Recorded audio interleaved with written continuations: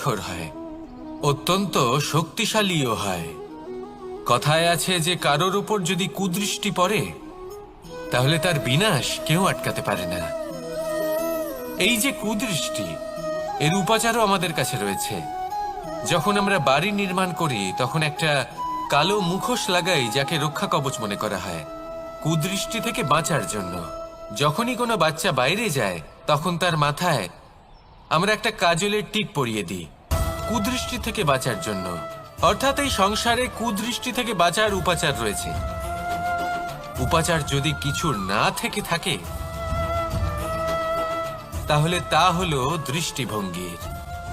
যদি আপনার দৃষ্টিভঙ্গি অনুচিত হয় তাহলে আপনার পতন কেউ আটকাতে পারবে না। না পারবে কালো মুখোশ, না কালো টিপ, না স্বয়ং ঈশ্বর।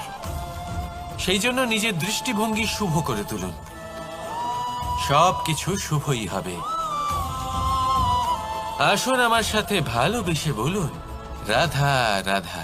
আমাদের জীবনে অত্যন্ত গুরুত্বপূর্ণ একটা আশা বসবাস করে, বিশ্বাসের রূপে। বিশ্বাস যা আমরা ঈশ্বরের ওপর করি, ভাগ্য, প্রারব্ধের ওপর করি, নিয়তির ওপর করি। যখনই ভালো কিছু হয় আমরা বলি এ হলো ঈশ্বরের দয়া। যখন খারাপ কিছু হয় আমরা বলি এ হলো ঈশ্বরের মায়া। কখনো ঈশ্বর বা ভাগ্য বা প্রারব্ধ বা নিয়তি। আপনি নিজে কোথায় তা কখনো ভেবেছেন? আপনি বিশ্বাস করছেন ঈশ্বরের উপর, প্রারব্ধের উপর, কখনো নিজের উপর করেছেন? আমি আপনাকে একটা সহজ কথা বলি, যদি আপনি ঈশ্বরের উপর বিশ্বাস রাখেন, শুধুই ঈশ্বরের উপর বিশ্বাস, তাহলে আপনি সেটাই পাবেন যেটা আপনার ভাগ্যে লেখা রয়েছে। কিন্তু যদি আপনি নিজের উপর বিশ্বাস রাখেন, আত্মবিশ্বাস রাখতে শেখেন, তাহলে ঈশ্বর আর নিয়তি দুজনে মিলে আপনার ভাগ্যে সেটাই লিখবে যা আপনি চাইছেন। তাই মনে রাখবেন, সাফল্যের পথ হলো এই বিশ্বাস। নিজের আত্মবিশ্বাসকে ধরে রাখতে শিখুন, দেখবেন আত্মা প্রসন্নতায় ভরে উঠবে। তাহলে আসুন এই প্রসন্ন ভাব নিয়েই বলুন, রাধা রাধা। সময় একটু একটু করে কেটে যায়, একটু একটু করে নিকটে আসে। খুব অদ্ভুত ব্যাপার। এই সময় প্রতিকূল হলেও একটু একটু করে কেটে যায়। এই সময় যদি ভালো হয় তাহলে একটু একটু করে নিকটে আসে। অনুচিত তখনই হয় যখন আমরা নিজেদের অসফলতার জন্য সময়কে দোষ দিই, কিন্তু আসলে তেমনটা হয় না। আপনার পরিশ্রম আর প্রয়াস দ্বারাই আপনি সাফল্য লাভ করবেন, সময়ের দ্বারা নয়। যদি এই সাফল্য একটা সুন্দর ভবন হয় তাহলে সময় হলো তার দেওয়ালের রং, যা সময়ের সাথে বদলাবে, সময়ের সাথে ফিকেও হয়ে যাবে। কিন্তু সাফল্যের এই ভবন আপনাকেই নির্মাণ করতে হবে, আপনার পরিশ্রমের ইট দ্বারা এবং প্রয়াসের চুনসুরকি দ্বারা। তাই পরিশ্রম আর প্রয়াস করতে থাকুন, সাফল্য আপনি অবশ্যই পাবেন। সময় যদি আজ ভালো না হয় তাহলে কাল অবশ্যই হবে। প্রয়াস করতে থাকুন আর আমার সাথে ভালোবেসে বলুন, রাধা রাধা। ভয়। জীবনে আমরা কোন কোন বিষয়ে ভয় পাই? কোনো মানুষকে হারানোর ভয়, কোনো মানুষ, কোনো সম্পর্ককে হারানোর ভয়, অর্থহানির ভয়, সময়হানির ভয়। এবার বিষয়টা হলো, এই ভয় কখনো আমাদের কোনো লাভ করে না। এটা সবসময় আমাদের পিছনে ঠেলে আর নিচু স্তরে নামিয়ে দেয়, কখনোই আমাদের উত্থানের কারণ হয় না। তাই জীবনে যদি কোনো ভয়ের কারণ থাকতেই হয় তা শুধুই এটা, যে মানুষের কথা ভাবতে ভাবতে, সম্পর্কগুলিকে হারানোর ভয়, মানুষকে হারানোর ভয়, সবার মন রাখতে রাখতে আপনি যেন নিজেকে, নিজের ভাবনা চিন্তাকে না হারিয়ে ফেলেন। যদি এরকম হয়, যদি সকলের মন রাখতে রাখতে আপনি নিজেই নিজেকে হারিয়ে ফেলেন, নিজের ভাবনা, নিজের লক্ষ্য, নিজের মন্তব্যকে হারিয়ে ফেলেন, তাহলে সংসারে যতই যাই হয়ে যাক না কেন প্রসন্নতা লাভ করবেন না। তাই রক্ষা তাকেই করুন যে আপনাকে রক্ষা করে, আপনার মানসিকতা, আপনার ব্যক্তিত্ব, আপনার লক্ষ্যকে রক্ষা করে। আর যদি কোনো বিষয় ভীত হতে হয়, তবে আপনি যেন নিজের উদ্দেশ্যের থেকে দূরে না চলে যান। তাহলে আসুন আর আমার সাথে ভালোবেসে বলুন, রাধা রাধা। জীবনে এমন কি আছে যা আপনাকে অজান্তে শিখরে পৌঁছে দিতে পারে বা আপনার পতনও ঘটাতে পারে? সঙ্গতি।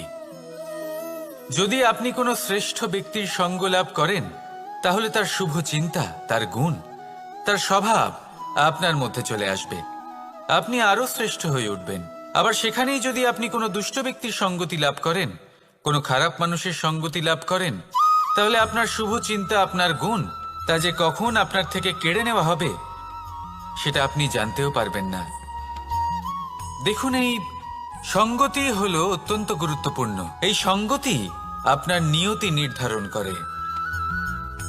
আপনাকে উদাহরণ দিলে, বৃষ্টির ফোঁটাকে দেখুন। যদি কোনো ফোঁটা গাছের পাতায় এসে পড়ে, তাহলে তা জীবন দান করতে পারে। যদি এমন কোনো ফোঁটা সাপের মুখে এসে পড়ে, তাহলে তা বিষে পরিণত হয়। যেমন সঙ্গ, তেমন নিয়তি। এবার দুর্ভাগ্যের বিষয় হলো এটাই যে বর্ষার ফোঁটা নির্ধারণ করতে পারে না সে কোথায় পড়তে চায়। তার নির্বাচনের ক্ষমতা নেই। কিন্তু আপনি, আপনার কাছে তো বিবেক আছে, আপনি ভাবতে পারেন, চিন্তা করতে পারেন। তাহলে আপনি ভাবুন, আপনি কি এমন সঙ্গ চান যা শ্রেষ্ঠ, নাকি এমন সঙ্গ চান যা অশুভ? নির্বাচন আপনারই।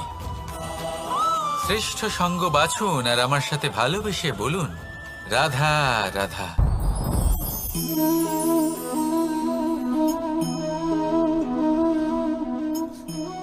মুক্ত। এই মুক্তই সবাইকে মোহিত করে দেয়, নিজের দিকে আকর্ষিত করে। অত্যন্ত সুন্দর, গোল, শুভ্র। মুক্ত দ্বারা নির্মিত আভূষণ, তা হয়তো সে মুকুটই হোক বা কোনো স্ত্রীর অলংকার, তাকে আরো সুন্দর করে তোলে, তাকে আরো সুন্দর দেখতে লাগে। এবার এই মুক্তকে এত সুন্দর দেখার জন্য কত কষ্ট সহ্য করতে হয় তা কি কখনো আপনি ভেবেছেন? এই মুক্ত ঝিনুক থেকে বের করা হয়। ঝিনুক, যা কিনা সমুদ্রের তলদেশে থাকে। ওকে কত কষ্ট সহ্য করতে হয়, জলের চাপ সহ্য করতে হয়, সমুদ্রের স্রোত সহ্য করতে হয়। এই ঝিনুককে এত কষ্ট সহ্য করতে হয়, এই মুক্তকে এত কষ্ট সহ্য করতে হয়, তারপরে এর রূপ এত সুন্দর হয়। যদি আপনিও আপনার পরিশ্রমের সৌন্দর্য, নিজের পরাক্রমের সৌন্দর্য এই সংসারে প্রকাশিত করতে চান, তাহলে আপনাকেও কষ্ট সহ্য করতেই হবে। তাই জীবনে যখনই সংকট আসবে, বিপদ আসবে, সমস্যা আসবে, তখন একে সুযোগ হিসেবে গ্রহণ করুন। কারণ এই বিপদের সাথেই লড়াই করে আপনি মুক্তর মতোই পরিশুদ্ধ হয়ে উঠবেন। তাহলে আসুন আর আমার সাথে ভালোবেসে বলুন, রাধা রাধা। আপনি কি জানেন আপনার জীবনে আপনার আসল জীবনসাথী কে হন? মাতা পিতা, ভাই বোন, স্বামী স্ত্রী? না, আপনার আসল জীবনসাথী হলো আপনার শরীর। সেই শরীর যার দিকে আপনি কখনো নজরই দেন না, ঠিক কি না? এবার যে মানুষ এই রহস্য বুঝতে পারেন, তার জীবন এমনি শুভ হয়ে যায়। আপনি নিজেই দেখুন না, সে সংসারের মঙ্গলই করা হোক বা সত্যের রক্ষা করা হোক, তা সে শত্রুর সাথে যুদ্ধ করা হোক বা মিত্রকে রক্ষা করা হোক, এই শরীরই তো কাজে আসে। তপস্যাতে, বলিদানে, পরিশ্রমে এই শরীরই হলো আধার, ঠিক কিনা? তাই আমাদের কর্তব্য হলো যে আমরা যেন নিজের শরীরের যত্ন নিই। আমরা কি খাই, আমাদের কি খাওয়া উচিত, এটা যেন বুঝি। কোনটা সুপাচ্য আর কোনটা নয়, এটা যেন বুঝি। কারণ যেমন হবে অন্ন, মনও তেমনই হবে। যত ভালো অন্ন, তত ভালো মন। আর সুস্থ শরীর হলো সুস্থ মনের আধার, এ কথা অবশ্যই মনে রাখবেন। আর যদি মন সুস্থ থাকে, তাহলে সকল শুভ উদ্দেশ্য পূর্ণ হবে। তাহলে আসুন আর আমার সাথে ভালোবেসে বলুন, রাধা রাধা।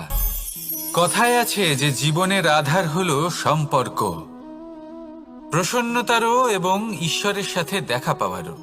এবার এই সম্পর্কের আধার আসলে কি? সেবা? না। বোঝাপড়া? না। অপেক্ষা? না। এই সম্পর্কের আধার হলো বিশ্বাস। যদি বিশ্বাস ভেঙে যায় তাহলে জেনে রাখবেন যে সম্পর্করূপী এই ভবন এর ভিতই ভেঙে গেল। আর যদি ভিত ভেঙে যায় তাহলে সেখানে অন্য কোনো ভবন নির্মাণ সম্ভব নয়, সম্ভবই নয়। এই সমস্ত সম্পর্কের বিশ্ব বিশ্বাসে বসবাস করে। এই বিশ্বাস হলো অত্যন্ত গুরুত্বপূর্ণ। এই বিশ্বাসের জোরেই আমি আর রাধা কোনো সাংসারিক বন্ধনে আবদ্ধ না হয়েও এক অত্যন্ত দৈব অলৌকিক বন্ধনে আবদ্ধ। এ হলো বিশ্বাস যার দ্বারা 11 অক্ষৌহিনী সেনার সামনে অর্জুন দাঁড়িয়েছিল এবং জয়ী হয়েছিল। এই বিশ্বাস হলো অত্যন্ত গুরুত্বপূর্ণ, তাই বিশ্বাস করতে শিখুন, বিশ্বাস দিতে শিখুন, বিশ্বাস পালন করতে শিখুন। আর আমার সাথে ভালোবেসে বলুন, রাধা রাধা। এই সংসার অত্যন্ত বিচিত্র এক স্থান। এ সত্য খুঁজতে থাকে, আর সত্য খুঁজে পেলেই তা প্রমাণ করতে চায়। সে চায় তার প্রমাণ পেতে, সাক্ষী পেতে চায়। সেক্ষেত্রে আমাকে বলুন যে সত্য কি করতে পারে? সেই ব্যক্তি যে সত্যকে ধরে আছে সে কি করবে? কিছুই নয়। কিছু করার প্রয়োজনই নেই, শুধু তাতে টিকে থাকতে হবে। সেই হিমালয়ের মতো যা আজ পর্যন্ত টিকে রয়েছে। যদি আপনি সত্যবাদী হন তাহলে আপনার কিচ্ছু প্রমাণ করার কোনো প্রয়োজন নেই। যদি প্রয়োজন থাকে তাহলে সত্যের সাথে টিকে থাকার। এই সময় নিজে সাক্ষী হবে, নিজে প্রমাণ দেবে। এই নিয়তি স্বয়ং প্রমাণিত করবে যে আপনি সত্যবাদী ছিলেন, আপনি সত্যের পথে ছিলেন। তাহলে আসুন আর আমার সাথে ভালোবেসে বলুন, রাধা রাধা। ঈশ্বর আমাদের হাত প্রদান করেছেন। হাত যা জড়ো করা হয় প্রণাম করার জন্য, ঊর্ধ্বগামী হয় প্রার্থনার জন্য। এই হাত যার দ্বারা আমরা খাবার খাই, ফসল উৎপাদন করি। কিন্তু এই হাতের দ্বারা সবথেকে শ্রেষ্ঠ কাজ কি হতে পারে? সেবা। আগে হ্যাঁ, সেই হাত যা সামনে এগিয়ে আসে সেবা করার জন্য, যে সেবা করে তাদের যারা দুঃখে থাকেন, নিরাশ হয়ে থাকেন, যারা সেবা করেন তাদের যারা কিনা দরিদ্র। সেই হাত হলো সব থেকে অধিক মহান। ঈশ্বরকে দীনবন্ধু বলা হয়ে থাকে, কারণ যারা দুঃখী হন, নিরাশ হন, দরিদ্র হন, ঈশ্বর তাদের সাহায্য করেন, তাদের সহায়ক হন। তাদের মধ্যে ঈশ্বর বাস করেন। তাই আপনারা যদি এটাই করেন, যারা দুঃখে আছেন, নিরাশ হয়ে আছেন, যাদের সাহায্যের প্রয়োজন রয়েছে, যদি আপনি তাদের সাহায্য করেন, তাহলে আপনি এমন এক চৈতন্য লাভ করবেন যে আপনি তৃপ্ত হয়ে উঠবেন। তাহলে সবার সেবা করুন আর আমার সাথে ভালোবেসে বলুন, রাধা রাধা। আজ আমার কাছে একটা হাতুড়ি রয়েছে। অত্যন্ত শক্তিশালী হলো এই হাতুড়ি। এই হাতুড়ি দিয়ে প্রহার করে একটা গরম লোহাকে আপনি সুন্দর অস্ত্রে পরিণত করতে পারবেন। এই হাতুড়ি দিয়েই প্রহার করতে করতে একটা অত্যন্ত বড় পর্বত ভেঙে আপনি ওখানে একটা নতুন পথ নির্মাণ করতে পারবেন। এই হাতুড়ির স্বল্প আঘাতেই আপনি প্রসাধনের জন্য সুন্দর সুন্দর আভূষণ বানাতে পারবেন। কিন্তু যদি কোনো সুন্দর বাড়ি দেখতে পান আর তার ভিতে আপনি যদি এই হাতুড়ি দিয়ে প্রহার করেন, তাহলে তার বিনাশ হয়ে যাবে। এমনই কিছু হয় প্রেমের ক্ষেত্রেও।